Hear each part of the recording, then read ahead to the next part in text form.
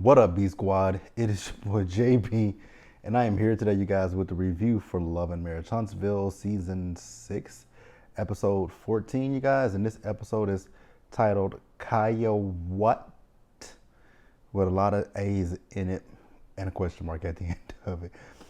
Before we go ahead and get into this review, you guys, if you guys are watching this video or any other video on the channel and you guys aren't subscribed yet, then I need you guys to do me a solid favor and please stop taking me out on this date and having me pay for it at the end of it. You guys know the routine. You can do me that favor by liking the video, subscribing to the channel, turning your post notifications on, sharing the video. And with that out of the way, you guys, without further ado, let's go ahead and discuss Love and Marriage Huntsville, shall we? All right, you guys, so before we start up with the review, let me first talk about the interview that Kimmy and Maurice did with, did on TGIF with Claudia, Jordan, Funky Dineva, and Al, right? Now, two things can be true, right? I'm not a big fan of Claudia Jordan's, but I was 100% here for everything that she said to Maurice, right? So Kimmy and Maurice were talking, and, they were talking about what he had said in that interview with Carlos King. And, Claudia on multiple occasions gave Maurice the opportunity to either clear up what he said or even, just say, I shouldn't have said that. But Maurice continued to double down on it. At one point, he was like, he doesn't care what the fans think, but what about your wife? Because your wife, now, here's the thing. If Kimmy was okay with everything, then she defended him, right? And that's her husband. And if she wants to defend her husband, if she defends her husband, then who am I to say anything of the source, negative, right? Because she chooses to, listen to what he says, and that's fine. That's her business, her prerogative, right? But the thing is, what Maurice said was, honestly, for me, I believe that what Maurice said is because his ego was bruised in that episode when she told him she was faking, her orgasms. I think that bruised his ego a whole lot, right? But the thing is, Maurice is very selfish, right? Because you here, like I said last week, here we have your wife who is battling cancer. And with cancer, you're faced with your own mortality at that point, right? Because with cancer, either you're going to survive or you're not. There's no ifs, ands, or buts about it. You cannot live with, well, you can, but you have a limited lifespan if you live with cancer. You have a very limited lifespan. And I know that firsthand. I had an uncle who had prostate cancer, and he was doing radiation and everything, but the radiation and the chemo wasn't doing anything but really just slowly draining the life out of him.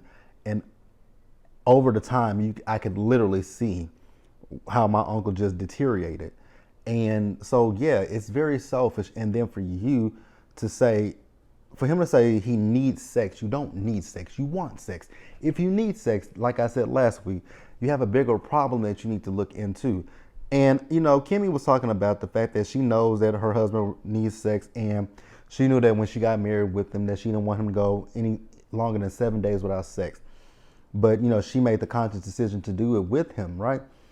And yes, I get you. I get her saying that. But at the same time, it's like you're still going through something. You're going through cancer. And you said it yourself. Your libido was not there. So I think Maurice is a disgusting piece of shit. And a selfish piece of shit at that. But like I said, what really bothered me the most with that is the fact that he just would not say, yeah, my choice of words were wrong. Maybe I should have said, but there's nothing you could say. It just shows that you're very selfish. And, I think at one point they asked Kimmy if she was doing this because she was worried about Maurice leaving.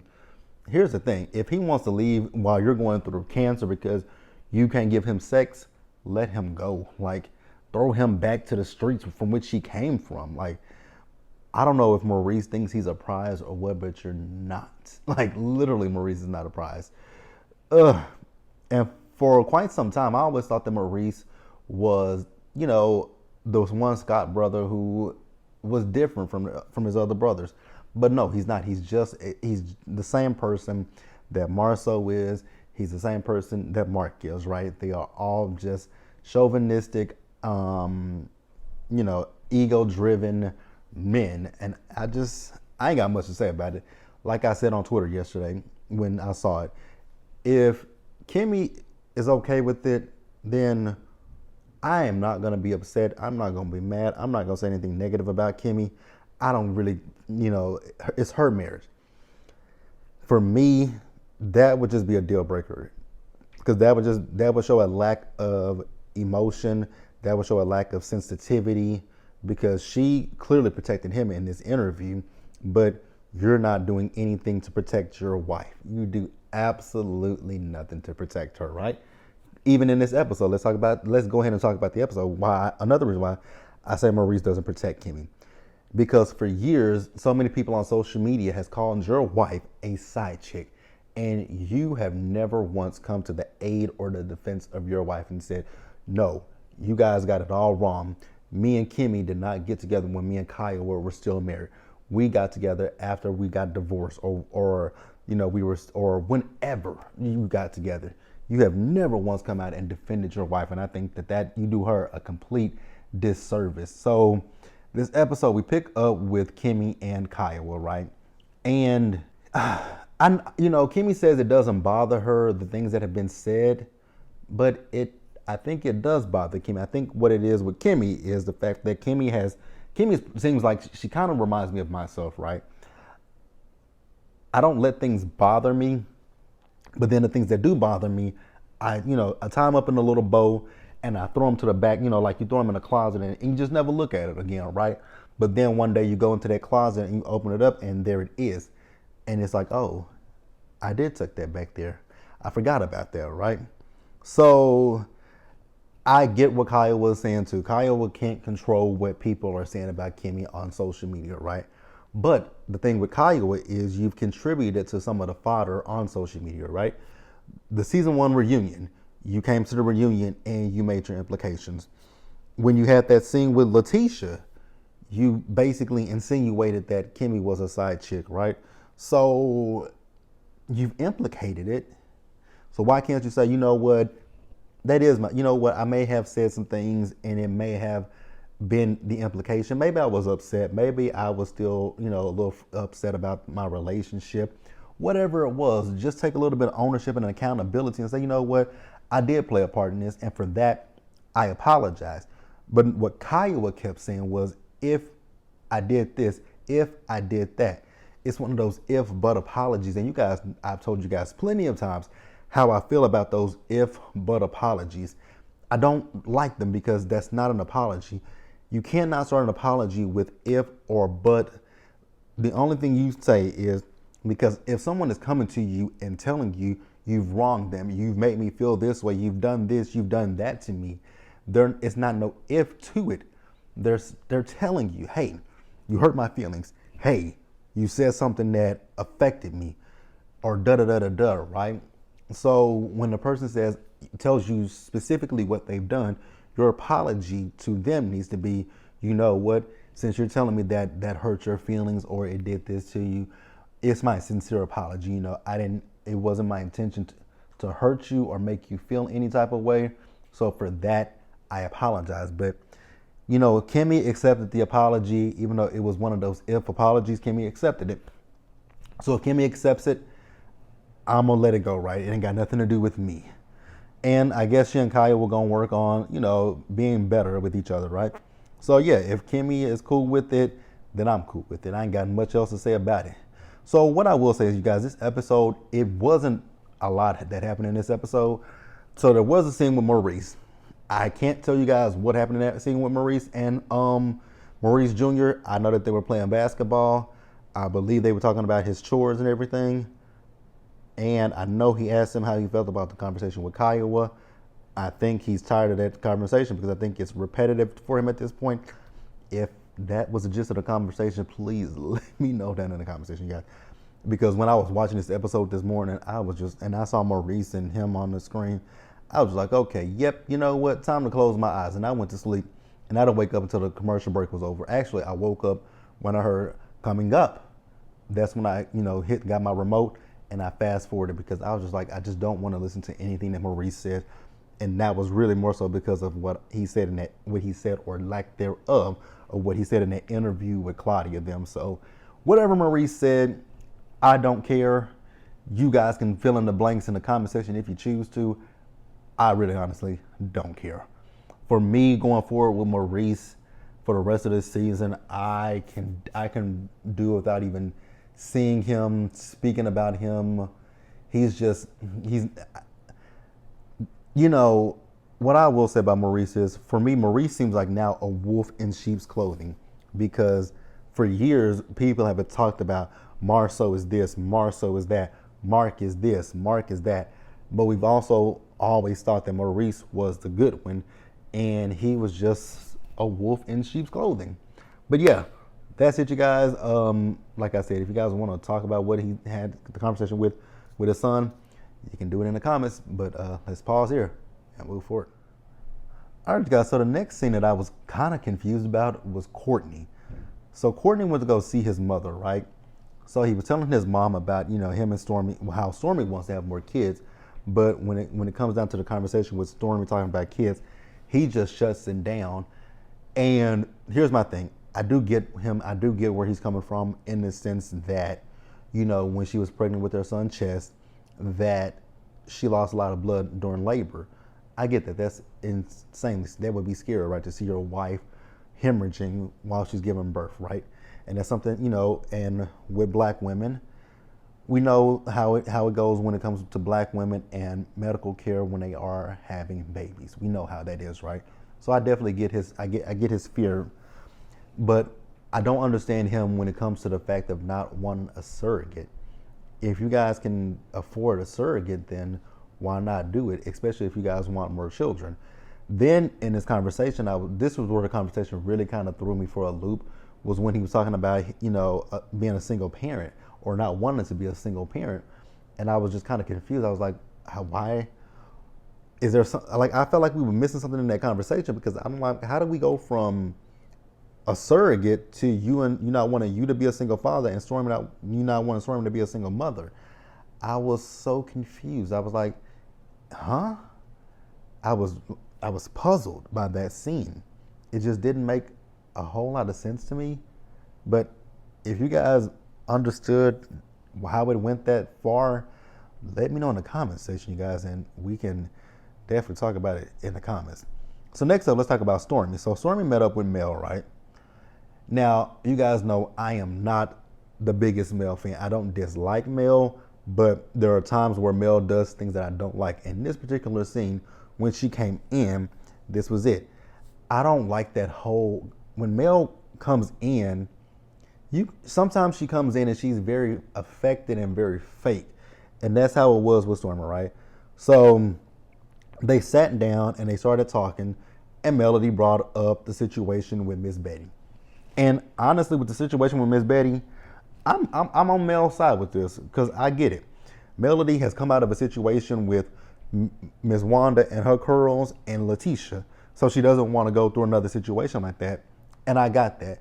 So then, she asked Stormy, so did you know that your mother had already had those feelings about me? And Stormy said, yes, I did know that. And she still chose to get to know Melody. And I'm cool with that too, right?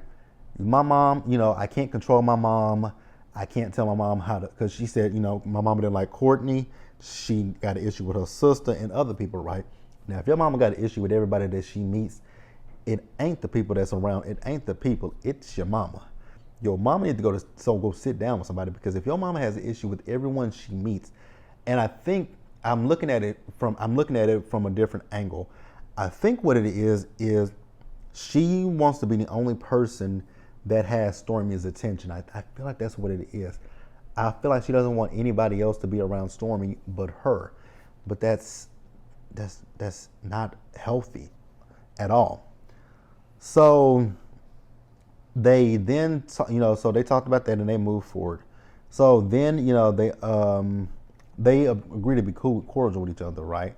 So at one point they were talking about, Mel and her changing her phone number.